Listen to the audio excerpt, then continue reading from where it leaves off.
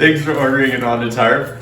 I'm going to walk you through the components that you'll receive and how to do an initial setup before you take it out for the first time. So when you order a tarp, it'll come packaged. You're going to receive the tarp.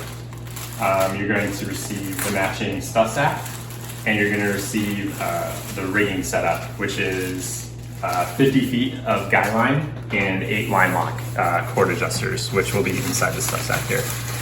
So here's your 50 feet of guy line and your 8 line lock adjusters and your matching stuff sack. To get started, you're going to want to cut 8 6-inch pieces of line. They're all going to be tied to each tie-off point on your tarp. So I'll go ahead and start doing that now.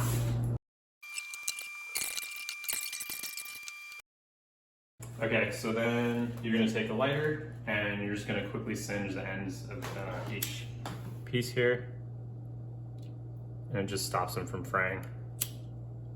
Just makes it a little nicer. And we're going to do that on each one here. Okay. Just a quick note, I designed all of the rigging for the tarps and the bivvies to be completely replaceable to your liking. So if you want to use thicker or thinner cord, if you want to use different color cord, if you do or do not want to use any of these, it's totally up to you. There's many ways to tie off tarps and bivvies. So this is just an easy way so that you don't really have to do a lot of thinking when you're tired and cold and it's raining out there on your hike. This is just a simple way to do it, but you can do it any way you like. And also these are more likely to wear out, so the life of your tarp and bivvy is extended, and you can easily replace these as you need to.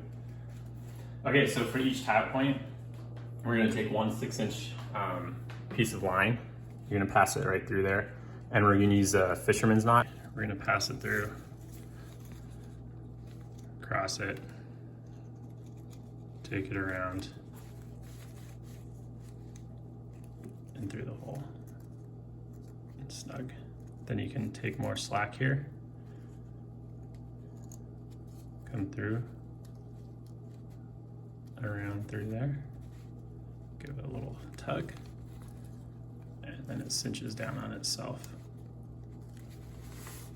You have a nice continuous loop there.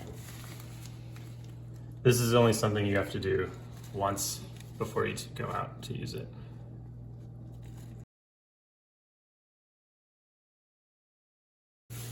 And we'll do the mid-panel tie-off points, which are going to have the least amount of tension on them and aren't even always necessary. It's mainly for if it's really windy, you'll want to use these tie-outs.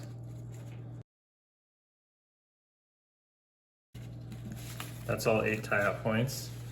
So now you'll take your line locks and we're going to go around to each point. I like to hide the knot behind the tie-out, but it doesn't really matter. So this is the top of the line lock, and this is the bottom. So we want the top facing out, with the top out, facing out towards the outer part of the tarp. You're just gonna pass the loop through the back of the line lock there, and then slip it around the front.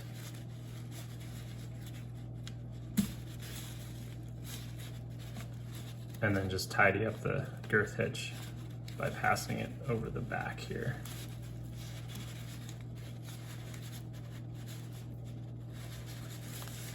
Like that. And so now your line lock is ready to use for all your tie points. So we're gonna do that 8 times. If you don't put the knot hidden, it gives you a little bit more slack. It's a little easier to pass this through and over.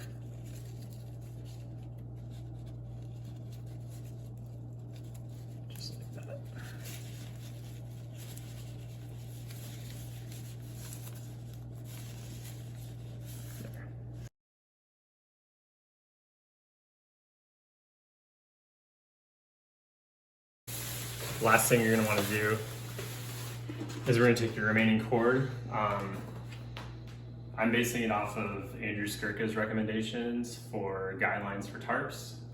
So he recommends 8 foot lengths for the ridge lines which is 2 times 2, 6 foot lengths at the corners, so that's 4 of them, and then 3 foot lengths on the mid panel tie outs, so there's only 2 of those. So 8, 6, and 3 foot lengths, 2 8-foots, 4 6-foots, 2 3-foots.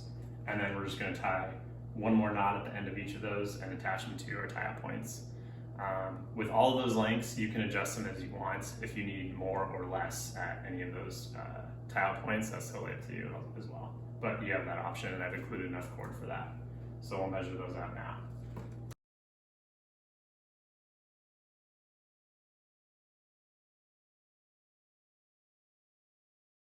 Okay. Just take your lighter, send each one again here.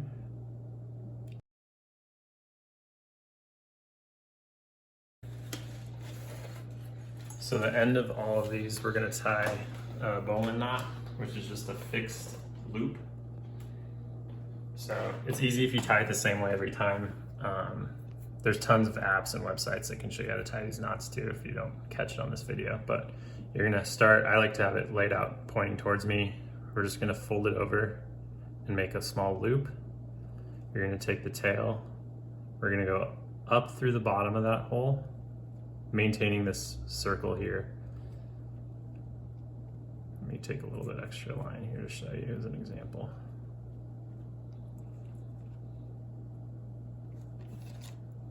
So you're gonna go up through that hole, then under the running end and over, and back down through that hole, and then tighten it up.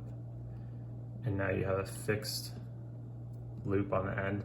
This is gonna be the stake end of your tie-out line, and we'll show you during the setup. You can either just put this over the end of your stake, or you can use it to make a growth hitch around the stake, which will tighten on itself when you tension it, if that was the stake.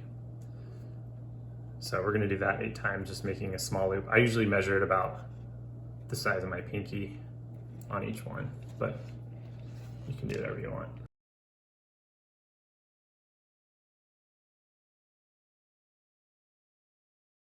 All right. So these shortest ones are the mid-panel tie-outs.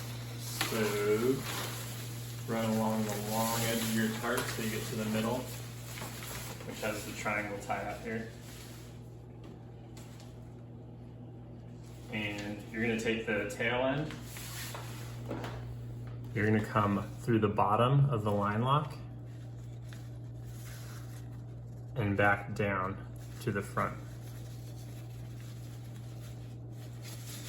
And now, when this is staked out under tension, you'll see when we do a setup, this isn't gonna go anywhere. You can pull it tighter and it's gonna stay, and then when you wanna release tension, you just lift this up and it's gonna let go. I like to just put a stopper knot at the end here, which is just a little loop and back through the hole, but it's not really necessary. So that's the mid panel. So now we're gonna go to the opposite side.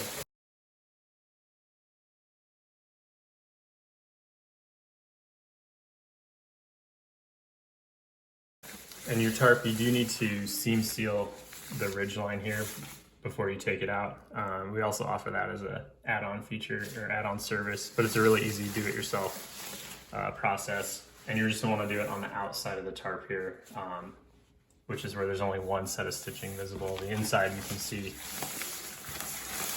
the seam here from the triple stitch. You see that little flap there? That's the inside facing you if you're sleeping under it.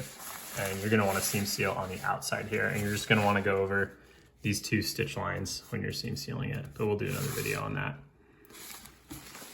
And your tarp's ready to go.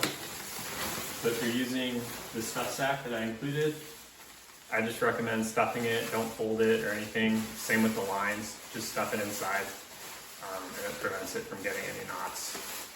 When you try to get fancy and wind things up, that's actually causes more knots than if you just stuff it in and then take it out.